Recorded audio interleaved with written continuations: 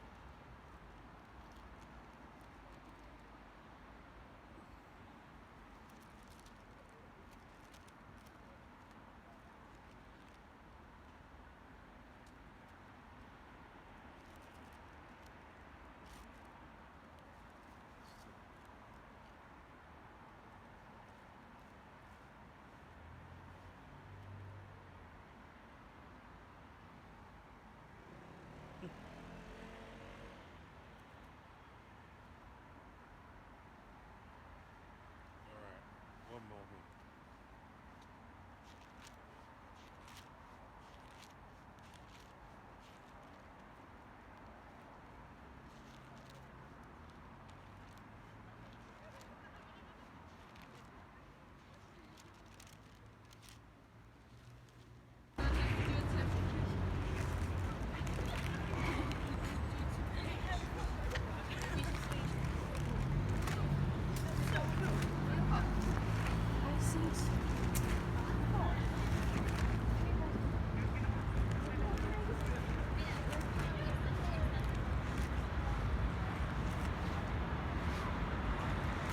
Slovakia, man. Bear. Okay.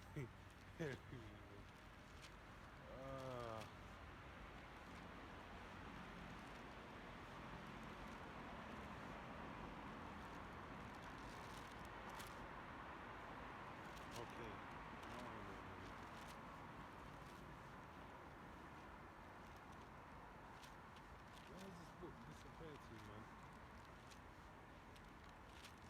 You know what?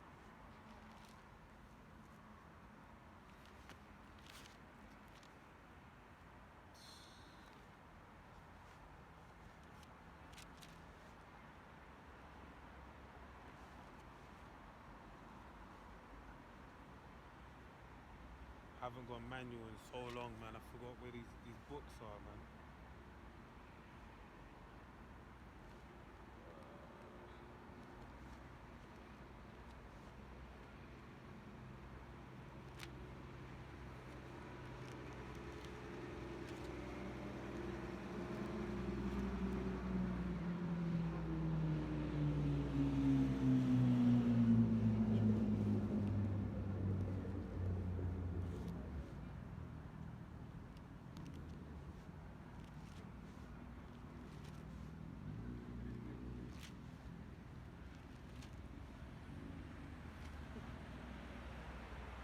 Alright, this is Micah.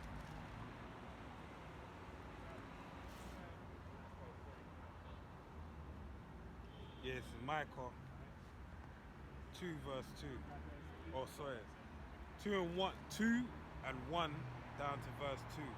So it reads, it says, woe unto them that devise iniquity and work evil upon their beds. Alright?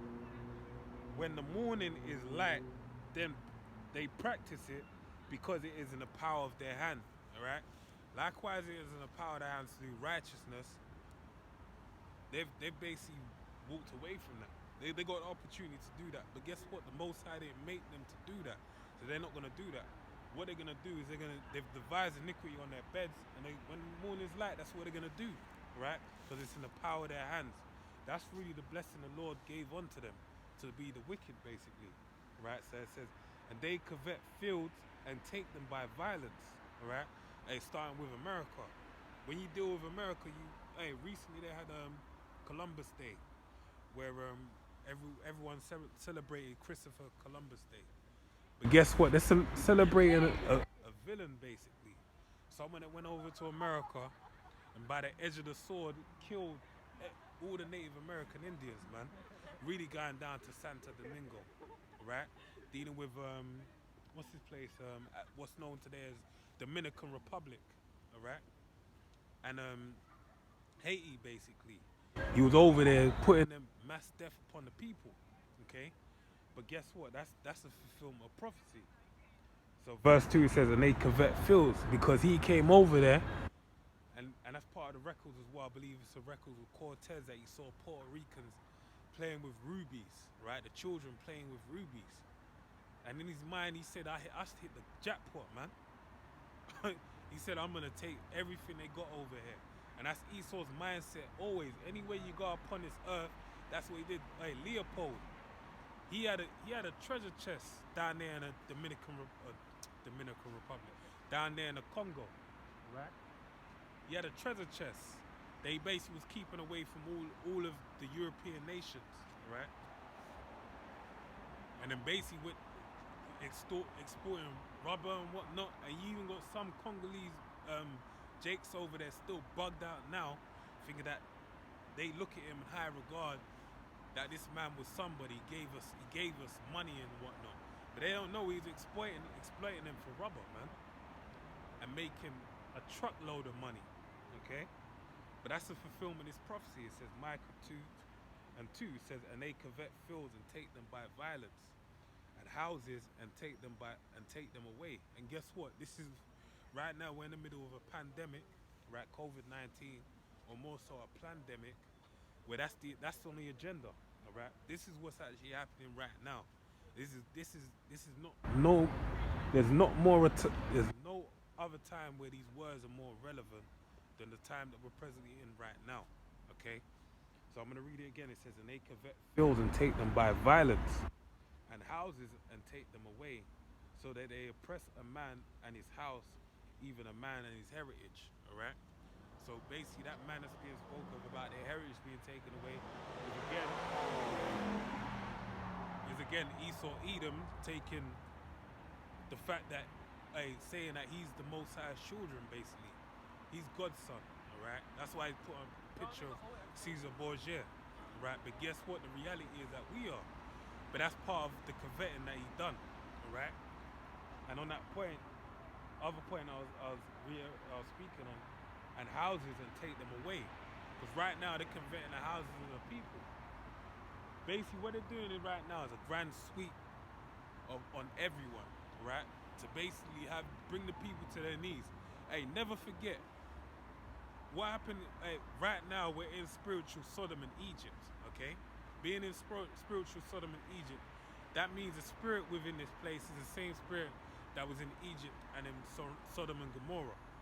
I'm over here by the River Thames right now, as you can see. I'm over here by the River Thames, and somewhere down there, I can't even see it right now, but I think it's just a little further down, you have Cleopatra's Needle, okay? And basically Cleopatra's Needle was over there, okay? And let's have some understanding as to what Cleopatra's Needle is. Cleopatra's Needle is based in obelix, all right? An obelix is something that goes back to Egypt, all right? Obelix is basically a phallic symbol, all right?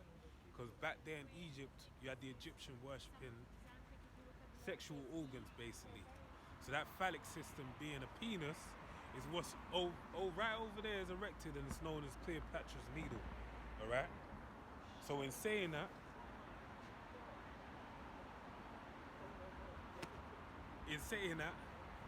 that's the same spirit that's over here. So now the elites of this world, that's what they're doing. Now, Egypt, how did Egypt come to prominence? They did a certain thing by the hand of Joseph, by way of Joseph knowing that there'll be 7 years of plenty and then 7 years of famine, that they'll basically, it will allow themselves to basically not only even out the playing field, they basically give them a leg up, because they know that there's a coming famine in 7 years after this good, basically sowing and reaping of mass wealth, basically. So you had Joseph, basically make headway. Let me actually read that. For the Egyptians, because the Most High put the spirit on him to do so. And that's the same thing that we're presently in right now. Okay? With this pandemic that's going on, actually presently going on, what you have is that people are going to lose most of their wealth, basically. That's the plan, the agenda of the elites. And that's why they're shutting down all these shops and all that type of stuff and bringing in curfews and making it difficult for people to spend their money. Because those that are not built for the time that we're heading into, they're basically going to suffer. And they're basically going to be put on the knees so that the elites can take advantage of them. Right?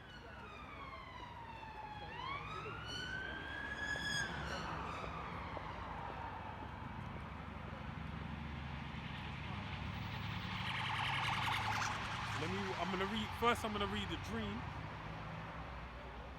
Actually, I might not. Let me see.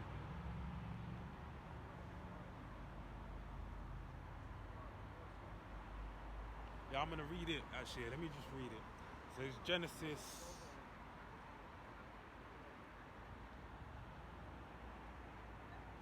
Genesis 41 and 14. All right, and it reads. It says, Then Pharaoh sent and called Joseph, and they brought him hastily out of the dungeon. And he shaved himself and changed his raiment, and came in unto Pharaoh, right? So he had to basically so-called, hey, that even shows you the shaving, right? It shows you that it was an Egyptian custom to have your face shaved, okay? Because as you know, Joseph was in the prison, in the dungeons at that time, right? So he had to make himself appropriately dressed and groomed to meet Pharaoh at that time. He was king, right?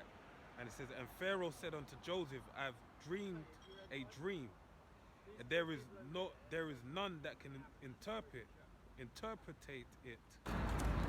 And I have heard say of thee that thou canst understand a dream to interpret it.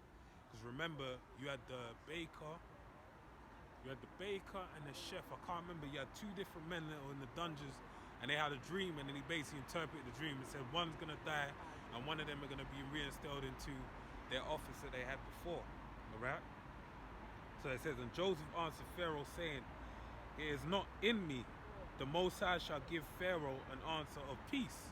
All right. So Joseph was a great man of understanding. He understood that. Look,